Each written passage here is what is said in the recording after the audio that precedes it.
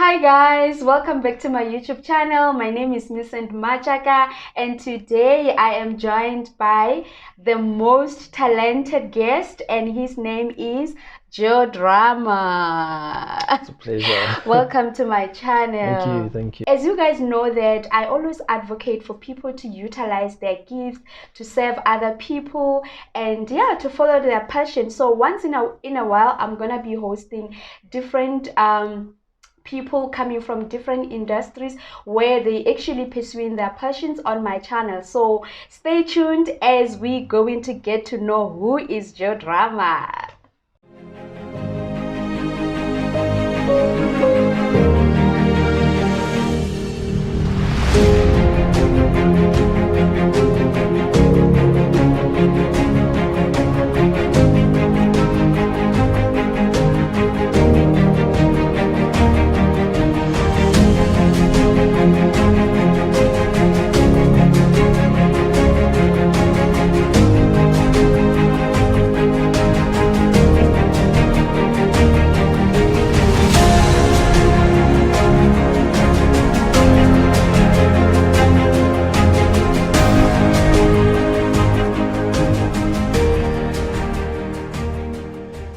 So, Joedruma, would you like to greet my people before we start, or must we go straight to the questions? Of course, Hi guys, how are you? Yeah. This is Joedruma.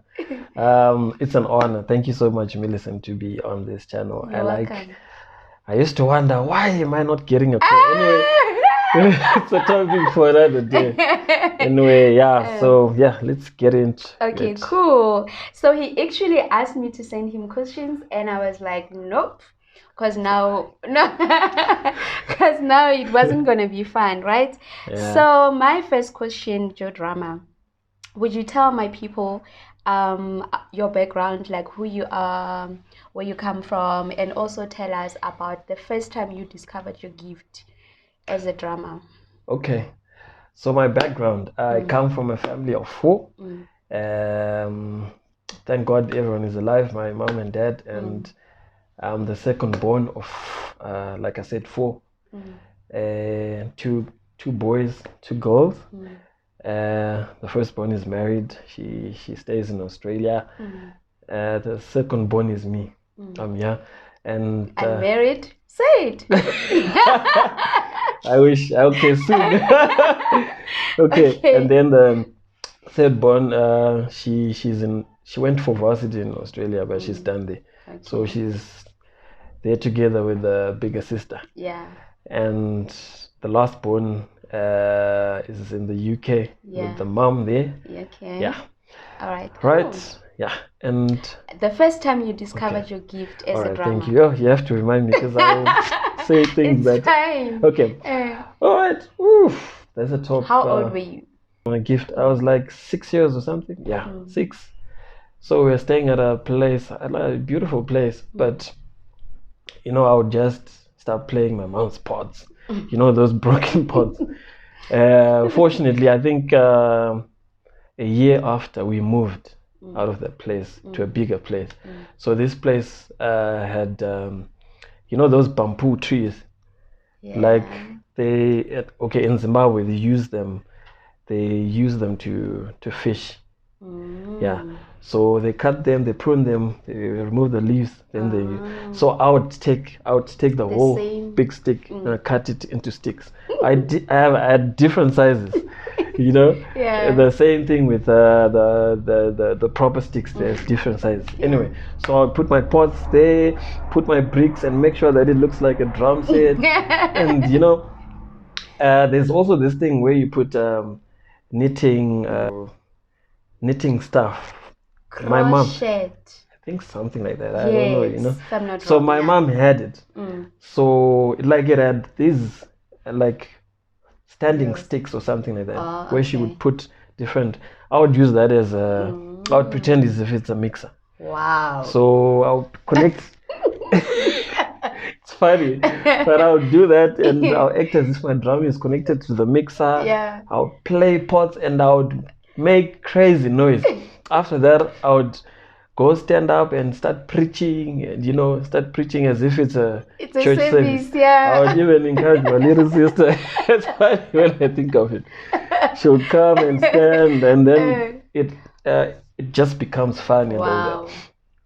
And yeah, so fortunately, because of that, they realized that no, this boy is a musician. My parents, my dad and mom. So at church, funny enough, at church I would stand in the middle, in front of the pastors. Back in the days, the pastors they sit in the front and no kid is allowed. But I would stand there, regardless. They would remove me, I'll come back. I'll be watching the drama all the way, the whole praise and worship, until. By that time, you would pay a fee to join the band.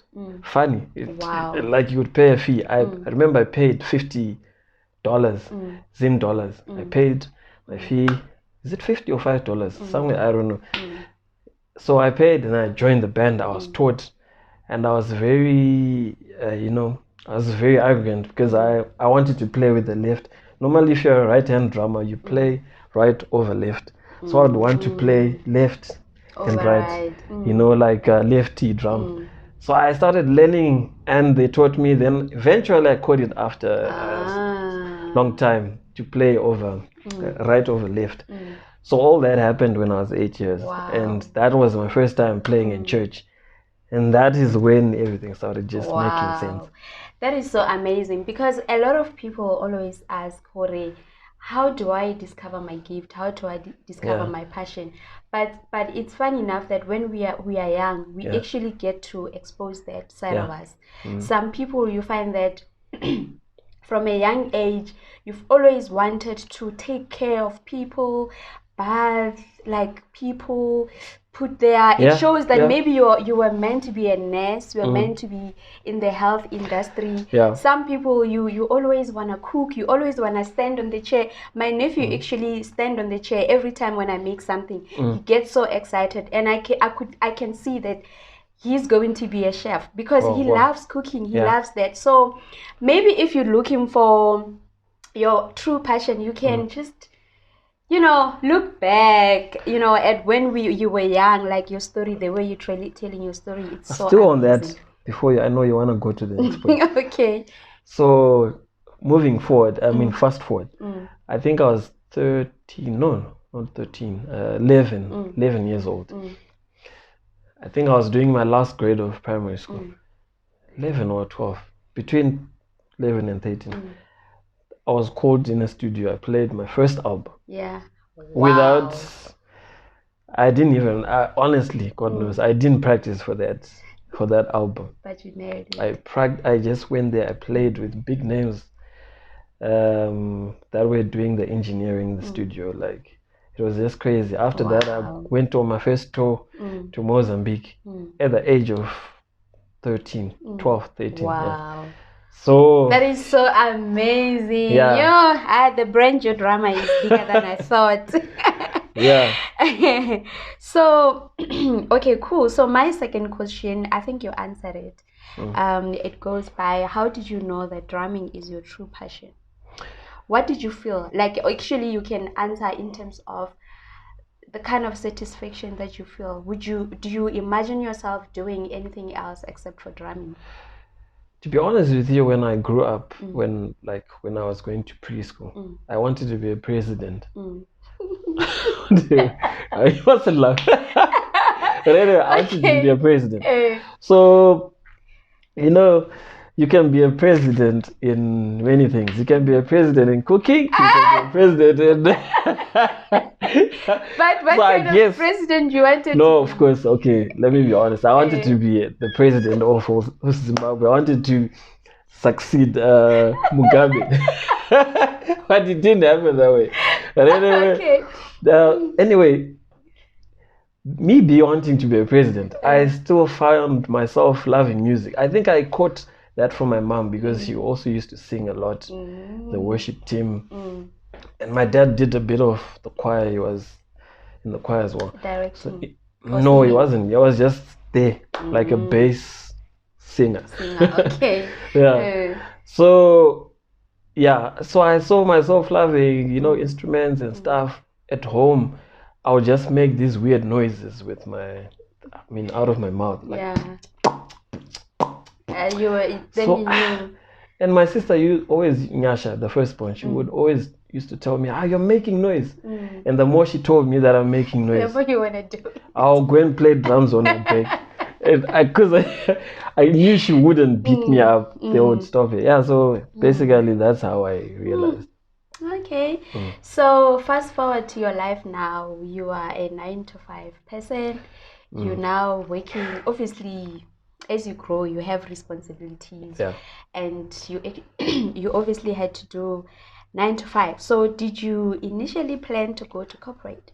How is it like when you have just discovered your gift? Do you feel that going to corporate is necessary? Did you plan to go to corporate? All right, that was the most difficult, challenging moment I can say of my life, because I started as a part-time worker at the company that I work for, so it would fit in very well with what I used to do, because I would go when I'm not busy with music. Music has its days. Some days you get a lot of work projects and gigs and stuff. Some days it's very quiet. So when I got the call, it was the most confusing moment ever. Yeah, I'm sure, like, I didn't tell a lot of people. I only told you, remember? And the way I told you, like, I told, yeah, exactly. I even told you in a way that don't try to even say make no. me go. Yeah, I'm not going because this is not this is not my passion. So, but I started reflecting. You know what she told me? She told me a whole lot of sense. Yeah, I'm not gonna mention it, but she knocked some sense into my mind, my thick mind. Scarf. And then I realized that, you know what, I had been looking at my financial status that year. I'm like, okay, yes, I get gigs and projects and what and recordings, but it's not stable. I need to be stable. And if I'm going to marry some girl that I'm eyeing soon, she knows. I need to have like a stable life. an income. Exactly. I need to have, like, to basically I need to there has to be a security in my finance, basically. So I started looking at that, and I had 24 hours to decide, because they told me to come to work the following day. And I just said, you know what, I'll go there, let me see, and probably work for the week. If I don't like it, I'll come back. It was a big task. I had never done such before in my life. So I just went there, and I believe you prayed for me a lot. Too much. Because I was not even thinking of doing that. So and then eventually I realized that, you know what, I'm actually enjoying this. When the first paycheck came, that's when I realized, I'm a boss. And now during this pandemic also, you started appreciating your job even more. Yeah. Because you see that it like this time, that's when I realized that, you know what, as much as we would want to do things for ourselves, it's not bad. I'm not saying it's bad to not go to 9 to 5. Yeah. So for me, the way I see it, it's just the same as starting a business. If your brand as a musician or as whatever passion that you're following is not yet out there, it's okay to do 9 to 5 while you're growing it on the side. And as soon as your brand, not to say you're giving up on your brand or you're giving up on your passion or business, but 9 to 5 can actually be a part of process that's just gonna get you there. Or even your sponsorship, actually, right, to sponsor your passion. During that time I started looking at the friends that I have who are who have the 9 to 5, and at the same time they are also musicians. There's this guy, I won't mention the name because I didn't ask for permission, but he's an accountant and he's also a musician, a keyboardist, a bassist. That guy is so good in music, like top notch. He is so brilliant. So I would wonder, why is he going to 9 to 5? Yeah, a 9 to 5, yet is this good. If I can be here, then I used to play with big artists, like but I looked at his life. Sure, the guy has everything. Yeah. He's got a car. It's not only one car, two cars, expensive cars. He's got a house as we speak. He's not renting. He managed to buy his own studio equipment, his own instruments. He's even hiring all those instruments. And he's married, and he just got married, actually, I think last year. Yeah. So that really inspired me, to look at it and say, this is possible. You can do your job at the same time. Obviously, you can't do some of the gigs that will be demanding, like especially tours. Actually, when I got that job, I received a call. For a tour. I think, yeah, after 2 weeks. To go to was it where was it? Is it the Germany one? No, not that one. It was a European tour. In Turkey. Exactly, it was in Turkey.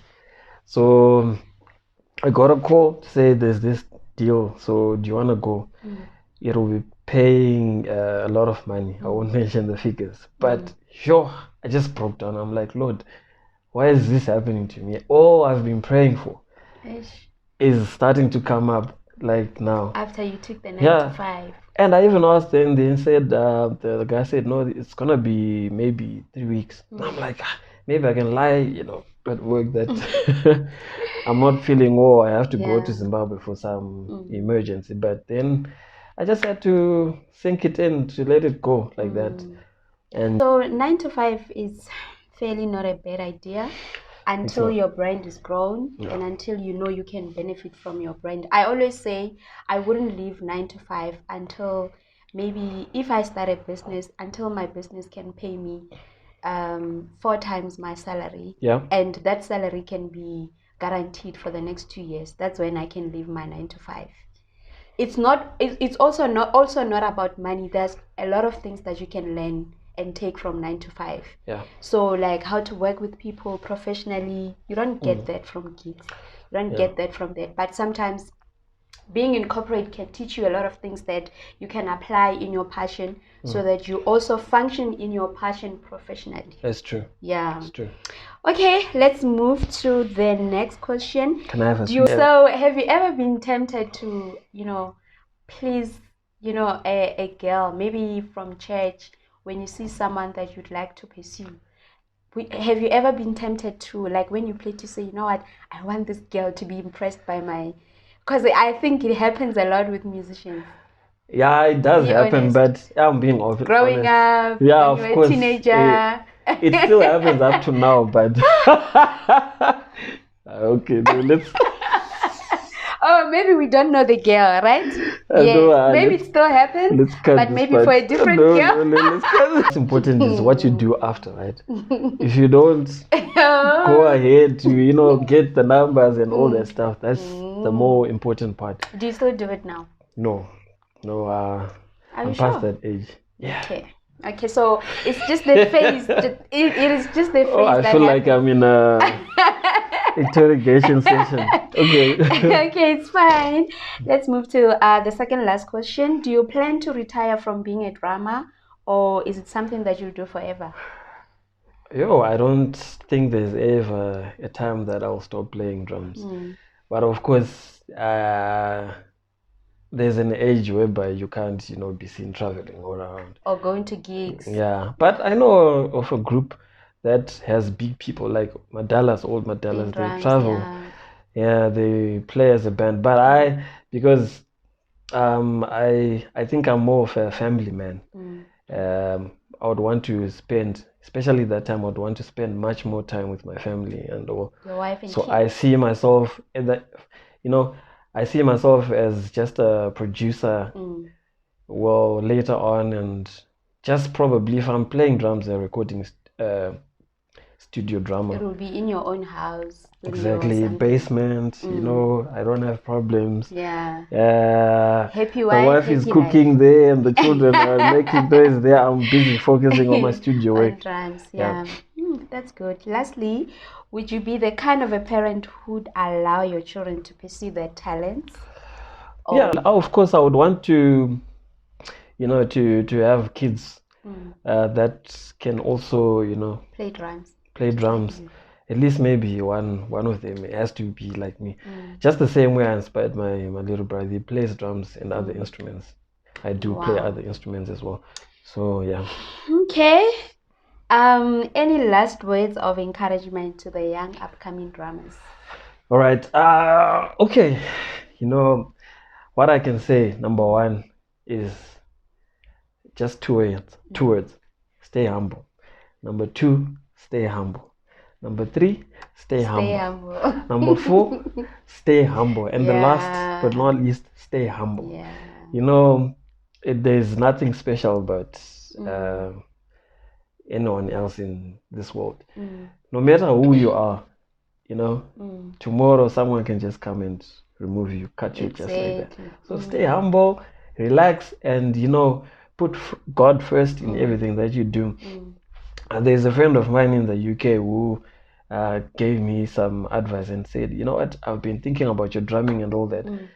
I saw excellence. I just saw excellence. Read the book of Daniel and read about how Daniel had the spirit of excellence, how he became the ruler of that time. He was selected because he had an excellent spirit. So I took that scripture and I was like, God, this is mine. I'm gonna take it. Yes, I'm not saying I'm excellent, I'm there, but I'm building my way to be on that level. You always aim for excellence. I think I can witness to that one. I always tell you that, I like the way you put so much effort in your work. And when we say excellence, we just don't mean practicing and all that. When you're called for a gig, be there on time. Be there on time, no matter what gig. If it's paying 200 or if it's paying 10,000, be there on time. Big artist or small artist, exactly. Be there on time. Just have the right attitude, the right character. Don't select people to talk to because you never know who's watching you. Don't select to say, today I'm playing in a church of 30 people, so I won't play the way I play when I go to the 1,000-seater church. No, the same way you would play in a big stadium is the same way you would play in a so be humble and love God and seek advice, continue researching, and that's really awesome. And I think I'm also taking the humility part. And I literally just pray about it. When I want to achieve something, I'm like, if I'm not humble enough to obtain such, God, don't give it to me. Humble. I want to know how to be humble before I can get that, because things can destroy you. Even your talent can destroy you. We see people who used to be very good in their gifts and saving, and over the years they just die, and now we look for them. We ask, what happened to so and so? What happened to so and so? And only to find that in most cases it's because they were too proud. That is why their gift even destroyed them. So thank you so much. Even scripture says, humble yourself before the Lord and He will lift you up. And it doesn't mean when He lifts you up you now have to show them that. Stay humble. Be even more humble. The more you grow, the more you get opportunities. That's the more you're gonna be required to be humble. So in your musical journey so far, what are your highlights in terms of the best gigs that you've ever done, and artists that you've worked your experience, artists that you worked with, and how did it feel? Oh, that's a lot. I'm sorry, I won't mention all of them because of time. But sorry guys, if I didn't mention your name, it doesn't mean I'm still your favorite drummer, right? So with me, I really honor the people that you start with. Those are my biggest highlights. There are many people that you start with, and then when they make it out there, they forget about you. They take the top people. So I want to honor at this moment Newi and the husband, Newi Music, the famous Ngango wa Murena hit song, from Limpopo, and Marcus the one gospel. Yeah. So these people, I literally saw them when they had nothing. Like when we did the first DVD, it was in a tent. I didn't even get any cent out of it. I was just there, I enjoyed it. Yeah. Until now, they're all over the TV and all that. So that's one of the artists that I really, that has really made me to get to a point where I am. I've got actually a lot of bookings out of that, after serving them and all that. And there are actually a lot. But let me fast forward to the latest. Yeah. I got a call from one of the bassists, a bass player that I normally play with out there. I didn't even know that he played for Apostle Soli Mahlang. I didn't know. So then one day he says, man, we've been playing together. There's a chance, to play for Apostle Soli Mahlang, because the drummer there is very busy. He's getting busy. And I won't mention the drummer, but he's very busy. And he's very good. And I say very good, I mean it. So I said, what? And by the way, I was already doing my 9 to 5. I said, yes, I'll take it. Sometimes I would lie, until I said, you know what? I think the Holy Spirit just told me, just be honest and tell them your situation. Yeah. I told the MD that, I have a 9 to 5, but this gig he's like, no, it's not a problem. We'll work with what your schedule. I'm like, what? Fortunately, sometimes I would have leave days. I kid you not. The first gig we went, I rehearsed one day. It was just one day. We went for a rehearsal, I think 2-3 hours. I had to learn the arrangement that they have been playing for the past 7 years. So you know how it is to be a new person in the band. Within how many days or hours? Within a day. They send me the references of what what I should check on. I think maybe 2 days before. So I was checking, but remember I was going to work. So when I get time in the office, I would look at the videos and stuff, and I'll check. And this drama is just killing it, pumping it. But you killed it. Is it the one in Tobela FM? No, that was the one in Venda Fest. Oh, okay. So I went there, I played. I was so nervous. But because I had God on my side, I was just smiling. And if there's one artist that requires attention, full attention, it's Apostle Soli Mahlang. Yeah. If you miss him, if you just check, let's say you want to do something on the mixer, if you miss him, you're gone. So you have to be stick on him, even if the stick drops. Yeah, because he dances on the stage. He that guy, the drummer to see certain beats. I think it's because he's also a musician, so he's very particular. We did the gig, we finished. I was the last to get into the bus because drummers, you have to pack your cymbals. I kid you not, the moment I opened the door, it was dark. I got into the bus. People started clapping hands. Wow. Saying, wow.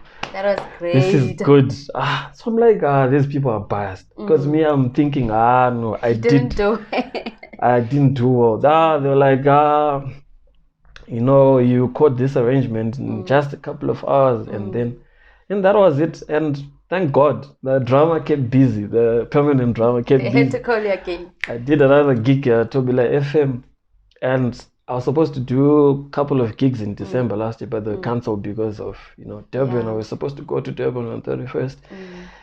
And that's how I saw God. That was my biggest gig, actually, Tobela FM. I've never played an outside gig like that. So I just saw God there. Yeah. And, seeing the drummers that I look up to in South Africa, waiting to come after me. It was a good big thing. Stage. I was there. It was huge. It is actually one of the biggest events that we get to have in Polokwane. So. Yeah. So I pray that the drama still gets busy. So I'm not the permanent drama. I'm not the permanent drama right now. So you as can we get speak. we pray for Yeah. bigger opportunities for that drama, so Yes. that you can get this opportunity as well, and other bigger opportunities as well.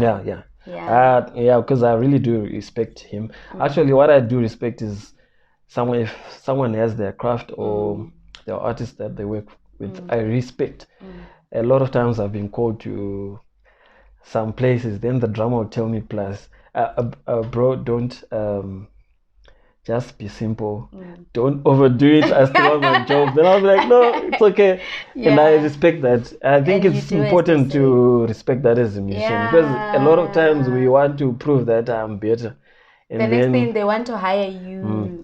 And then you get hired. But then you won't really go far because you don't have the right spirit. Exactly. Anyway, I've said too much. Gospel, okay, let me just mention a few. I've worked with Cliff Mabongi. I've worked with Mkululi. I've worked with Eric Moore from Joas. Praise Peterson. The list is just long. Yeah. So talking outside of gospel, secular, I've worked with Austebza. She's also into gospel, but mostly she. I love her music. Yeah, I've worked with Tebza, Ostebza.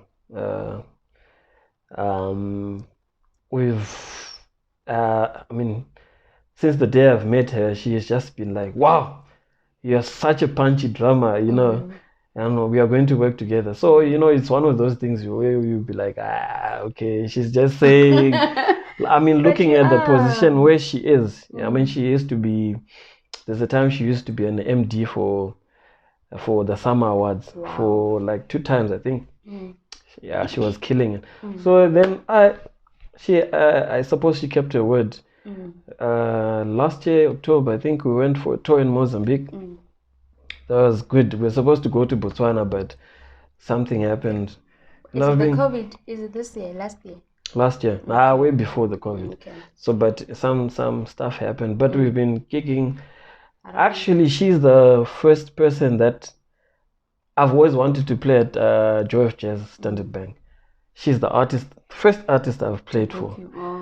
We were supposed to play at Cape Town Jazz International, and COVID happened. Imagine, that was the best gig of my life. It was the dream of. I think it's every musician's dream to play on that stage.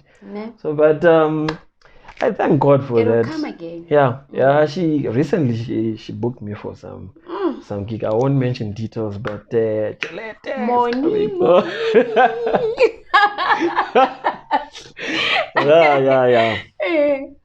And there's another artist that is coming. I've always wanted. You see, the thing is, when as a musician, you should be able to see the artist that you want to work with and claim. So I got a call. I did not expect the call, and that guy, I've been watching him for the rest of my life, and we are doing a DVD recording very soon. Very soon, not even. Money. So yeah, but anyway, I'm not. Please get me wrong. Right, I'm not bragging or anything. It's just to inspire. Yeah, it's just to inspire, and above all, I can never do all these things without God. So all the glory goes to God. Thank you so much. Yeah. Your journey is amazing, and I can't wait to see what God has in store for your musical journey. And yeah, thank you for saving us and sharing your gift with us, because I have so much respect for people in the entertainment industry. I think also I'm more into entertainment industry more than any other industry, apart from like my IT background. But I love entertainment industry. You guys, you are real, you're natural, you're not trying to fake anything. You're just literally utilizing what is important in you, your gifts and everything. So yeah, thank God for knowing you, because you do not realize how much you have impacted my one day at some point I'll share it in public. I'll say it and it'll all make sense. Yeah. So hang in. Okay, it's fine. Thank you so much, guys, for watching this interview. We really thank you. If you enjoyed, please don't forget to give this video a thumbs up, comment, and also if you're not a subscriber, please make sure that you subscribe. Thank you, guys. Cheers. Cheers.